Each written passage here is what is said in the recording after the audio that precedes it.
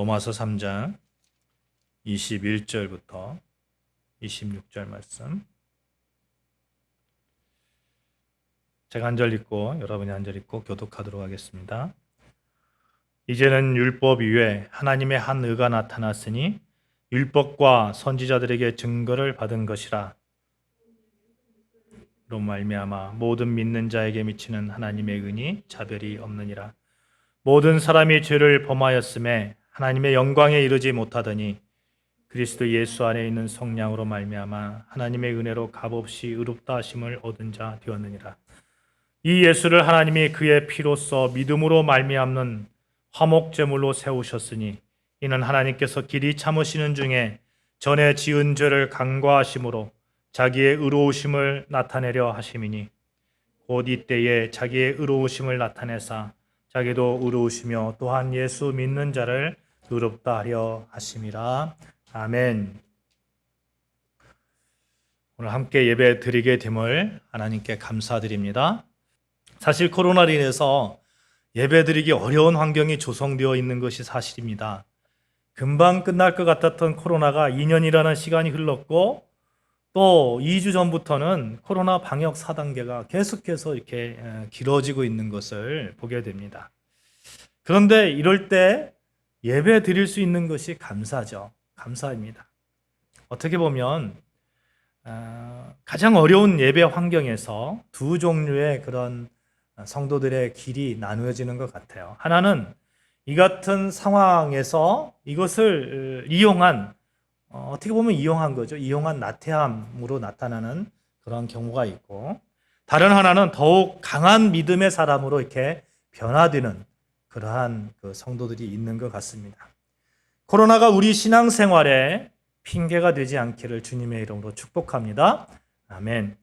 여호수아가 이런 말을 했어요. 여호수아서 24장 14절 15절 말씀에 만일 여호와를 섬기는 것이 좋지 않게 보이거든 너는 조상들이 강 저쪽에서 섬기던 신들이든지 또는 너희가 거주하는 땅에 있는 아모리 족속의 신들이든지 너희가 섬길 자를 오늘 택하라. 오늘 오직 나와 내 집은 여호와를 섬기겠노라. 이런 말씀을 했습니다. 이런 말이죠. 만일 여호와를 섬기는 것이 좋지 않게 보이거든 네가 좋게 생각하는 부처를 섬기든지 너희가 좋게 생각하는 세상을 섬기든지 힌두교를 섬기든지 나는 상관하지 않겠어. 그러나 나와 내 집은 오직 여호와만을 섬기겠다. 이렇게 여호수아가 선언하는 것이죠. 왜 이렇게 여호수아가 자신 있게 선언할 수 있었을까요? 여호수아에게는 확실한 믿음이 있었기 때문에 그렇습니다. 출애굽 과정에서나 또 가나안 땅 정복하여 가는 그런 과정에서나 하나님의 능력을 경험했다는 거예요. 하나님의 능력. 하나님이 어떻게 보호하심을 경험했던 것입니다. 그러니까 자신 있게 얘기할 수 있었던 겁니다. 사랑하는 여러분, 우리에게도 이런 신앙생활에 경험이 필요합니다. 경험이. 교회 입구에 하나님의 나라가 이미 너에게 임하였다. 이런 말씀 마태복음 12장 28절의 말씀이 있잖아요. 하나님의 백성이 되었다는 것, 하나님의 통치를 받는다는 것은 하나님의 그 사고, 하나님 예수 그리스도의 사고 안에서 우리가 생각하고 우리가 행동하는 거예요. 그 안에서 우리가 하나님이 주시는 삶의 깊숙한 그 간섭하심을 우리가 받고 또 나아가는 것입니다. 이제 우리는 죽어서 천국 가는 것이 아니라는 거예요. 이 땅에서도 하나님의 백성의 삶 그 의무를 지금 여기서부터 시작하는 겁니다. 또 누리는 겁니다. 여호수아는 이것을 알았기 때문에 오직 나와 내 집은 여호와만 섬기겠다. 이렇게 선언한 것이죠. 오늘 예배 가운데 계신 여러분에게도 영상 예배 가운데 계신 여러분에게도 이 같은 축복된 결단이 늘 일평생 동안 함께 따라다니시기를 주님의 이름으로 축복합니다. 아멘. 이 선언이 굉장히 중요합니다. 굉장히 중요하고 굉장한 축복된 선언이에요. 왜 그것이 축복된 선언일까 하는 거예요. 예수 그리스도로 인한 새 생명된 삶을 살고 있다는 그러한 증거가 되기 때문에 그렇습니다. 과거에는 옛사람에 살았어요. 옛사람이라는 게 이런 거예요. 아담과 하와가 하나님께서 복을 주셨잖아요. 에덴 동산에서 모든 것들을 다 누릴 수 있는 복을 주셨습니다. 근데 하나님께서 딱 하나 아담과 하와에게 그 금지한 것이 있죠. 동산 중앙에 있는 선악을 알게 하는 그런 나무의 과실의 열매는 나무의 그 열매는 먹지 말라 이렇게 말씀하셨는데 다른 건 다 먹지만 그것만 먹지 말라고 한 거예요. 어떤 분들은 그 명령을 두고 이렇게 얘기해요. 아니, 하나님께서 뭐 자유함을 주시려면 다 주시지 왜 꼭 그것을 그렇게 말씀하셔가지고 그렇게 아담과 하와가 죄를 범하게 만들었나 이런 그런 말씀을 하는 것을 보게 되는데 여러분 꼭 그렇습니까? 정말 그렇습니까? 한번 생각해 보자고요. 대한민국에 한 100가지의 우리가 자유함을 누립니다. 자유함을 누리는데 법에서 이렇게 금지하는 한두 개가 있어요. 그 한두 개 때문에 우리가 자유민주주의 국가가 아닌 건 아니잖아요. 자유함이 있잖아요, 우리에게. 그렇죠? 하나님께서 동산의 모든 실과를 마음껏 먹으라고 했는데 그러나 선악을 알게 하는 단 하나의 나무는 먹지 말라고 했어요. 만 가지, 천만 가지의 자유를 주고 딱 한 가지 제약을 했는데 그것으로 인해서 자유함이 없다? 이렇게 말하는 것은 좀 그 이치에 맞지 않죠. 그렇게 접근하는 것이 아니라 왜 하나님은 선악을 알게 하는 나무 열매는 먹지 말라고 하셨을까? 하나님의 의도는 무엇인가 하는 그런 생각으로 우리가 접근하는 게 그런 질문으로 우리가 접근하는 게 맞습니다. 그것은 이겁니다. 아담과 하와가요 마음껏 과실을 먹고 에덴 동산을 막 뛰어놀다가 동산 중앙에 딱 갔을 때 선악을 알게 하는 그 나무 열매를 봤어요. 그때 생각 들 거 아니에요? 아, 하나님이 저걸 먹지 말라고 그랬지. 저걸 먹지 말라고 했지.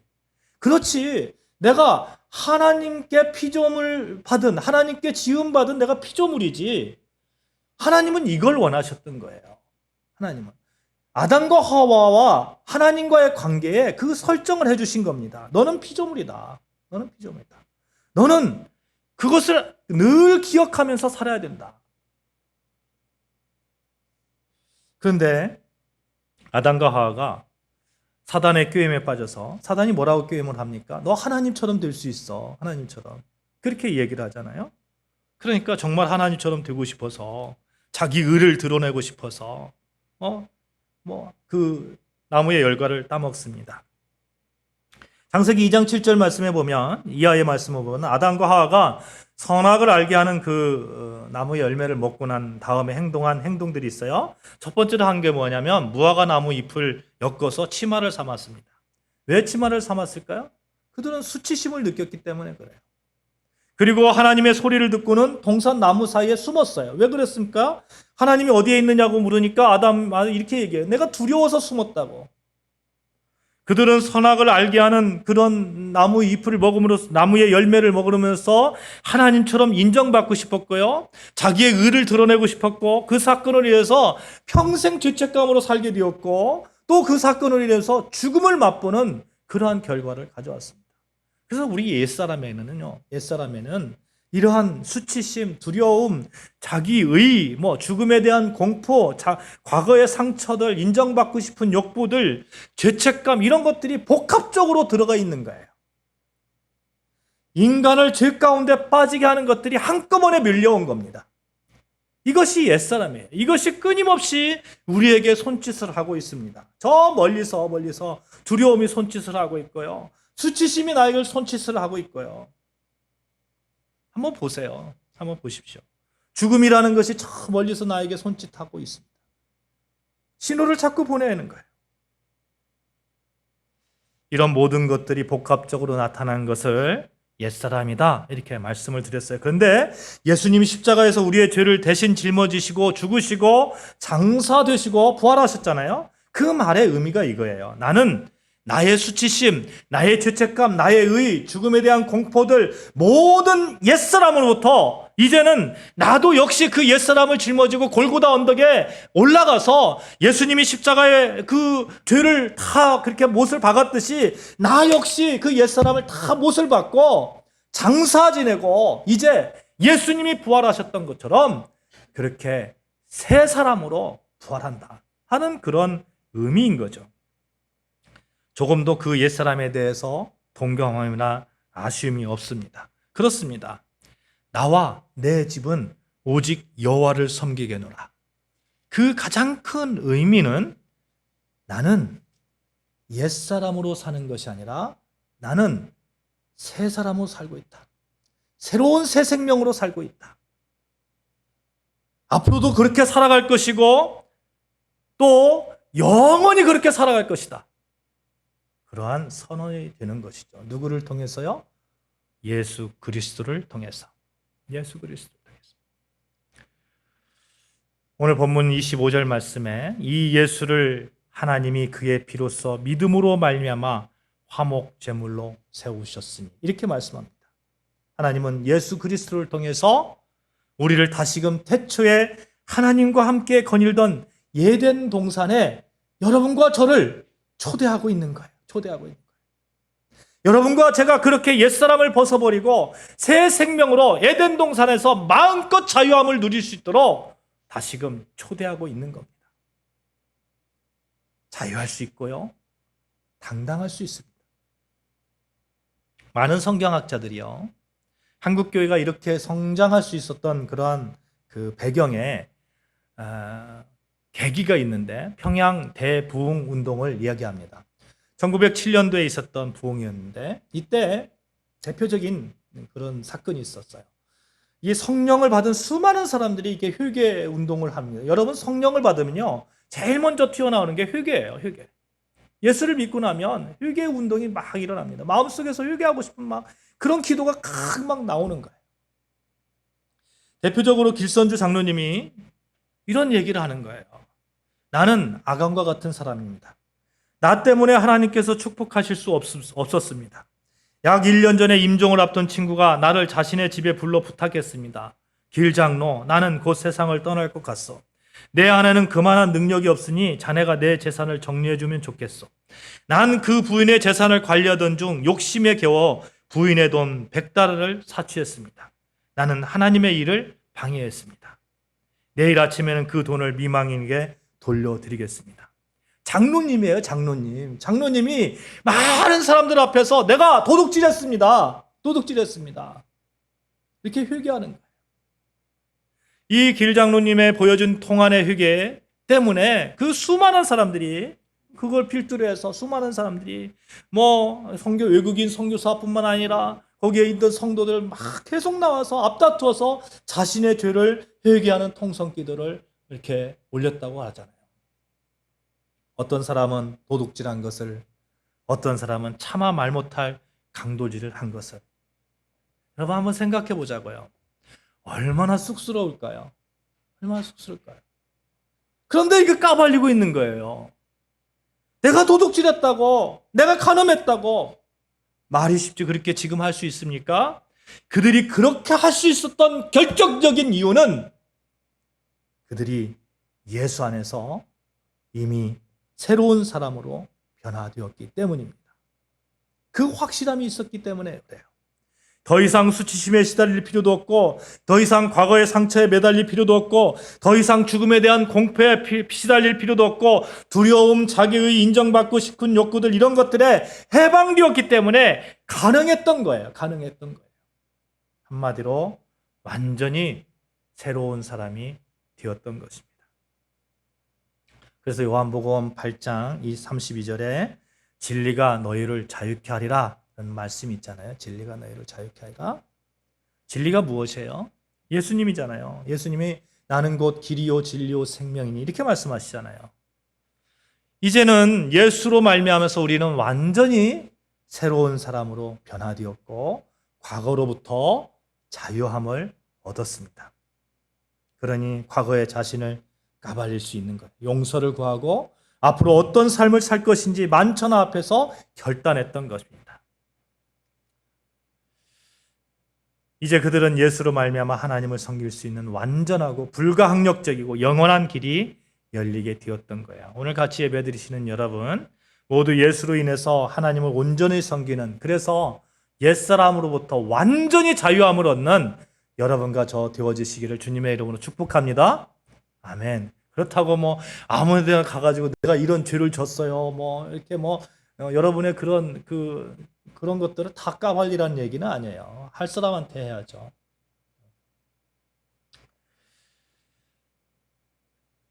우리는 그러한 옛사람에서 새 생명을 얻은 그러한 사람으로서 이제 성령의 열매 가운데 그런 삶을 살게 될 거예요.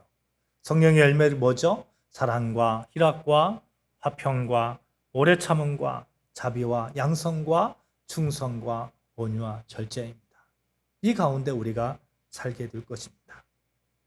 그렇게 살게 되는 여러분과 저를 하나님께서는 뭐라고 얘기하시냐면 너는 의로운 사람이야 이렇게 얘기합니다. 너는 의롭다 이렇게 이야기합니다. 여러분 의롭다 할 때 의라는 거 여기서 의로움이라는 것이 무엇인가 좀 살펴보고 싶은데요. 의로움이라는 것은 사람이 생각하는 의와 하나님이 생각하는 의가 좀 다른 것 같아요. 의롭다 할 때는 뭔가 옳다 그르다 이렇게 판단 기준이 있잖아요. 판단 기준이 뭔가 기준이 있어야 거기에 맞춰서 너는 의로운 사람이야 너는 의롭지 않은 사람이야 이렇게 이야기를 할 수 있는데 사람들이 만든 그 기준은 대개 법입니다. 법. 예를 들어서 성문법, 불문법, 관습법, 판례법 이런 것들이 있잖아요. 이런 법을 갖다 놓고 법을 잘 지키면 너는 의로운 사람이야. 법을 잘 못 지키면 너는 의롭지 않은 사람이야. 이렇게 얘기를 하죠.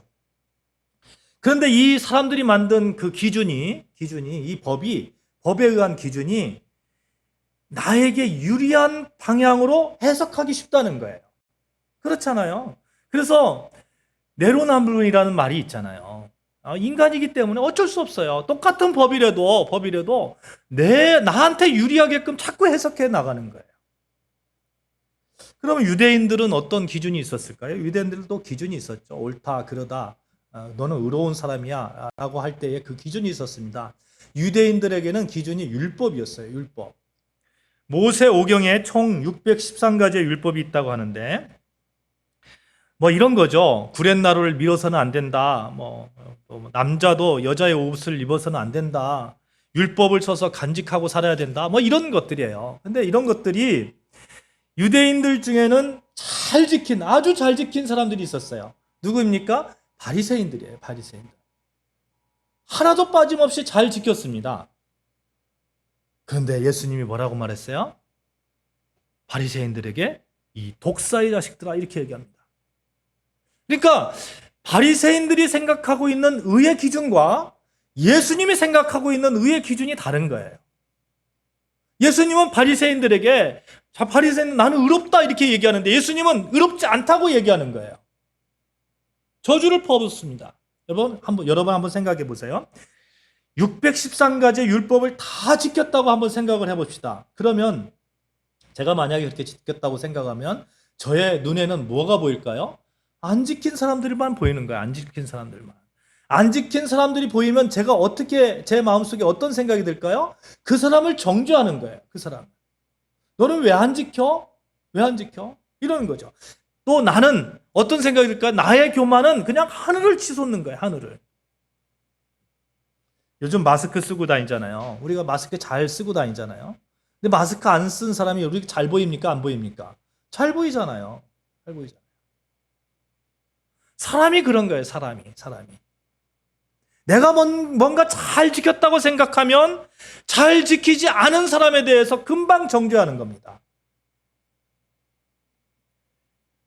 옛날에 어떤 분이 새벽 기도를 잘 나오는 그런 성도는 1등급 성도, 새벽 기도회를 잘 안 나오는 성도는 3등급 성도, 이렇게 얘기를 했어요. 그럼 1등급 성도라고 생각한 사람은 3등급 성도라는 사람들에게 어떻게 생각할까요? 그분들을 볼 때에 너는 왜 새벽 기도도 안 나와? 제자 훈련을 많이 받았던 사람이 있었어요. 제자 훈련을 그렇게 제자 훈련 받잖아요. 제자 훈련 어느 모교회 같은 경우에는 제자 훈련을 받으려면 신청서를 넣어가지고 거기서 면담도 하고 그렇게 해가지고 뽑는데요. 나도 그래봤으면 좋겠는데 그렇게 뽑혀가지고 제자 훈련을 받으면 제자 훈련 안 받은 사람들이 뭐라고 합니까? 너는 제자 훈련도 못 받았어. 이게 인간이라는 거예요. 이게 인간이에요. 그 교만이 앞서니 내가 정말 잘 지키고 정말 신앙생활 잘하고 하다가 어느 순간에 하늘로 이렇게 교만이 올라가서 나의 의는 땅바닥에 확 떨어지는 겁니다. 겸손할 수 없으니까. 교만하고 남을 정죄하고 단죄하고 그러니 하나님 앞에서 바닥인 것이죠. 이것이 사람의 의라는 겁니다. 이걸로는 구원받을 수 없어요. 절대로 구원받지 못해요. 여러분, 우리가 선한 행실을 해서 구원받을 수 있습니까? 여러분, 100가지 선한 행실을 했다고 한번 생각을 해보세요. 그런데 성경에 보면 내가 누구를 미워했느냐? 너는 살인했다 말씀하고 있습니다. 그렇잖아요? 하나님의 입장에서 보면 그런 거예요. 하나님의 입장에서. 오늘 본문 20절 말씀 한번 읽어볼까요? 본문 20절 말씀입니다. 읽어요. 시작. 그러므로 율법의 행위로 그의 앞에 의롭다 하심을 얻을 육체가 없나니 율법으로는 죄를 깨달음이라. 이해가시죠? 율법으로는 다 지킬 수도 없고 다 지켰다고 하더라도 어쩔 수 없이 우리는 죄인임을 깨달을 수밖에 없는 것이죠. 이 시대 영성학자 유진 피터슨 목사님이 20절 말씀을 이렇게 번역했어요. 우리는 다 하나같이 죄인이며 다 함께 한 배를 타고서 가라앉을 수밖에 없는 사람들입니다. 이런 얘기예요. 뭐 태평양을 걷는다, 수영을 잘하는 사람이 태평양을 걷는다고 생각할 때에 사람이 태평양을 그냥 아무런 그 도구 없이 가다가 저 같은 사람은 가다가 바로 빠질 거예요. 빠져 죽을 거예요. 수영 잘하시는 수영 선수는 한 2km 갈까요? 2km 가다가 빠져 죽는 건 다 똑같다는 거예요. 율법으로는 다 똑같다는 거예요. 그런 얘기예요. 제가 수영을 잘 못합니다. 수영을 못해요. 어렸을 때 이렇게 냇가에서 놀다가 물에 빠진 기억 때문에 수영을 잘 못해요. 그런데 저희 막내딸이 어느 순간 이렇게 배영을 하는 것을 봤어요. 배영을 하는 거 보니까 뜨더라고요. 그러니까 너무 자존심이 상하니까 제가 죽으면 죽으리라 생각하고 뒤로 누웠어요. 탁 누우니까 둥둥 뜨는 거예요. 와, 그 기분이 너무 좋은 거예요. 숨을 쉴 수 있는 거예요. 이렇게 물 위에서. 그래가지고 몇 년 전에 남해에 갔었는데, 수영장에 갔는데 바닷가에서 이게 뒤로 누웠어요. 뒤로 누워가지고 배영을 하는 겁니다. 너무 기분이 좋아요. 한참 수영을 하고 있는데 갑자기 어떤 생각이 드느냐면, 내가 지금 어디로 가고 있지? 이런 생각이 나는 거예요. 뒤로 누우니까 앞이 보이지 않잖아요. 앞이. 그러니까 내가 지금 바다로 더 들어가고 있는지 아니면 해안가로 가고 있는지 모르는 거예요. 사람이 이런 거예요. 사람이 가라앉을 수밖에 없는 존재입니다. 가라앉을 수밖에 없는 존재. 내 기준, 우리의 인간의 기준, 그것으로는 우리가 의롭다함을 얻을 수 없다 하는 겁니다. 그러면 하나님이 세우신 그 기준이 뭐냐 하는 거예요. 하나님이 세우신 기준. 21절 말씀 같이 읽겠습니다. 21절 말씀이에요. 시작. 이제는 율법 위에 하나님의 한 의가 나타났으니 율법과 선지자들에게 증거를 받은 것이라. 그러나 이제는, 이렇게 전환점이 드는데, 하나님께서 죄인인 인간에게 주신 해법이에요. 21절. 이제는 율법 위에 하나님의 한 의가 나타났다. 하나님의 기준이 나타났다는 거예요. 하나님의 기준, 하나님께서 기준을 세워주시고 그 기준에 의해서 너는 의롭다, 너는 의롭지 않다, 이렇게 말씀하는 그 기준이 생겼는데, 그 기준이 22절 말씀에 명쾌하게 나타나고 있습니다. 같이 읽습니다. 시작. 곧 예수 그리스도를 믿음으로 말미암아 모든 믿는 자에게 미치는 하나님의 은이 차별이 없느니라. 예수를 믿는 모든 자에게는 하나님의 의가 있다고 선포합니다. 그 하나님의 의는 차별도 없습니다. 유대인이나 헬라인이나 세상의 어떤 민족이라도 예수를 믿기만 하면 그 기준에 합당한 거예요. 하나님의 의가 24절, 25절 말씀에 구체적으로 나타나고 있어요. 같이 읽습니다. 시작.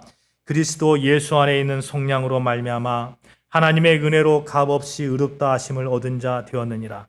이 예수를 하나님이 그의 피로써 믿음으로 말미암아 화목제물로 주셨으니 이는 하나님께서 길이 참으시는 중에 전에 지은 죄를 간과하심으로 자기의 의로우심을 나타내려 하심이니.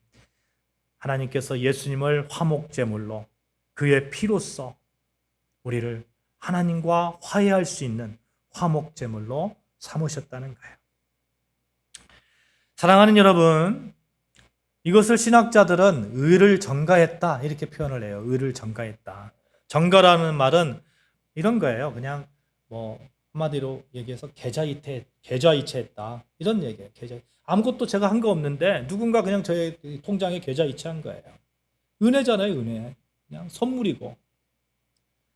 죄로 인해서 두려움과 수치심과 죄책감에 휩싸여 살고 있는 사람에게 어느 날 갑자기 죄값을 다 치렀다고 선언하고 너는 이제 새 사람으로 살 수 있어. 새 생명으로 살 수 있어. 그러니 두려움과 수치심과 죄책감 이런 것도 다 떨쳐버릴 수 있어. 그렇게 의롭다 인정하시고 계좌이체를 해 주신 것이죠. 예수님과 연합되어진 그런 은혜입니다. 이 하나님의 기준, 의의 기준, 예수 그리스도라고 말씀드렸어요. 이 예수 그리스도를 붙잡는 것이 너무너무 중요합니다. 우리가 예배를 통해서, 말씀을 통해서 예수 그리스도의 그 눈으로 바라보는 것이 무엇보다도 중요합니다. 기준이 예수 그리스도라는 거예요. 그래서 여러분, 아침에 우리가 좀 바쁜 삶을 살잖아요. 왜냐면 할 수 있는 것들 얼마든지 있습니다. 여러분, 아침에 일어나서 이렇게 기도하는 거예요. 하나님, 나는 예수님과 함께 옛사람이 다 십자가에 못 박혀 죽고 장사되고 이제 새 생명으로 산 하나님의 사람입니다. 하나님, 내가 새 생명으로 산 사람이기 때문에 오늘 내가 바라보는 것들이 예수의 눈으로 바라보게 하여 주시옵소서. 제가 듣는 것들이 불합리하고 불쾌한 것이라도 예수의 사랑으로 듣게 하시고 내 입술을 통해서 주님의 말씀이 증거되게 하시고 좀 선한 말들이 나가게 하여 주시옵소서. 이런 기도를 하고 하루를 시작하면서 나아간다면 우리 성령님께서 우리 삶을 도와주지 않겠어요? 사랑하는 여러분, 예수 안에서 얻어지는 하나님의 의로움 가운데 우리가 하나님 나라의 그 풍성함을 지금 여기서 누려야 됩니다. 그 풍성함은 자유함입니다. 자유함입니다. 옛사람으로부터 자유함입니다. 여러분을 아프게 했던 그 수치심으로부터 자유함입니다. 여러분을 아프게 했던 그 좌절감으로부터 자유함입니다. 이제 우리는 에덴 동산의 풍성함을 다시금 누리며 전하는 사람이 되어야 될 줄로 믿습니다. 여러분, 예수 안에서 진정한 자유함을 얻으시기를 바랍니다. 아멘. 그것을 누리시고 전하시기를 바라요. 코로나로 인해서 진정한 자유함을 갈망하는 수많은 사람들이 있습니다. 그분들에게 예수 그리스도를 정말 이렇게 잘 전하는 저와 여러분 되시기를 바라요. 아브라함을 복의 근원이라고 하잖아요. 복의 근원이 뭐 돈만 많아가지고 돈을 나눠주는 게 복의 근원입니까? 그게 아니잖아요. 예수 그리스도가 전해지면 그것이 복의 근원이 되는 거죠. 여러분과 제가 비록 가진 것은 없지만 예수 그리스도를 전하면 우리가 복의 근원된 삶을 살 것입니다. 사랑하는 여러분, 하나님의 의, 예수 생명으로 자유함을 누리시면서 복의 근원된 삶을 살아가시기를 주님의 이름으로 축원합니다. 우리 같이 찬양하십시다. 우리 주부에 있는데 주님여 이 손을 꼭 잡고 가소서. 우리가 의의 기준인 예수 그리스도를 꼭 붙잡고 그 손을 붙잡고 정말 멋지게 그런 자유함을 누리시는 저와 여러분 되기를 소망하면서 우리 주님여 이 손을 꼭 잡고 가소서 같이 찬양합니다.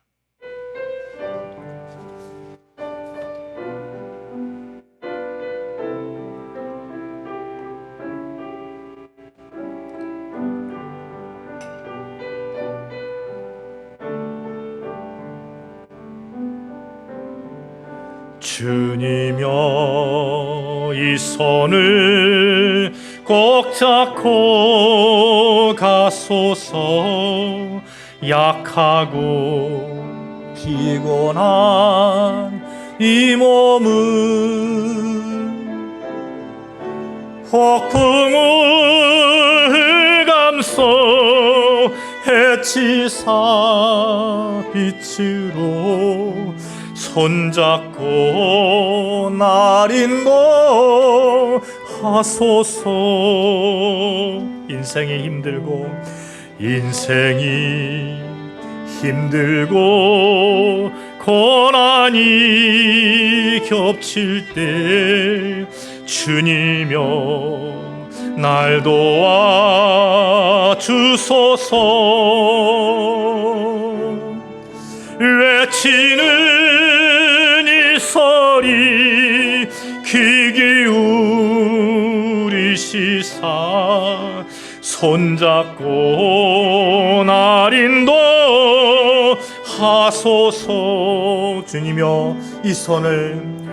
주님여 이 손을 꼭 잡고 가소서.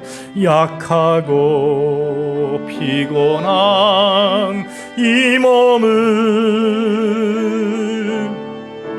폭풍을 감소 해치사 빛으로 손잡고 날 인도하소서.